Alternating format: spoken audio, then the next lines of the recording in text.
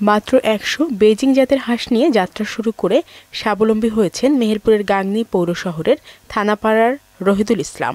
অল্প জায়গায় হাঁস পালন করে নিজের আর্থিক সচ্ছলতার পাশাপাশি আমিষের চাহিদা পূরণেও কাজ করছেন তিনি। তার সাফল্য দেখে অনেকেই বাণিজ্যিকভাবে হাঁস পালনে এগিয়ে আসছেন।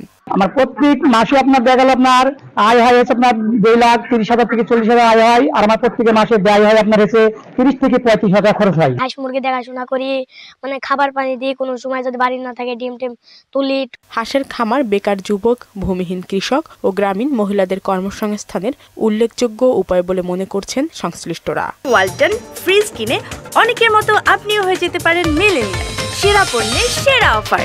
এখানে অনেকেই আসে, দেখি বাচ্চা নিয়ে যায়, বাইরে বাচ্চা তুলে দিতে যায়, সেই সময় আমি দেখাশোনা করি। এই হাঁস পালনে উদ্যোক্তাদের সব ধরনের সহায়তা দেওয়া হচ্ছে বলে জানিয়েছে প্রাণী সম্পদ বিভাগ।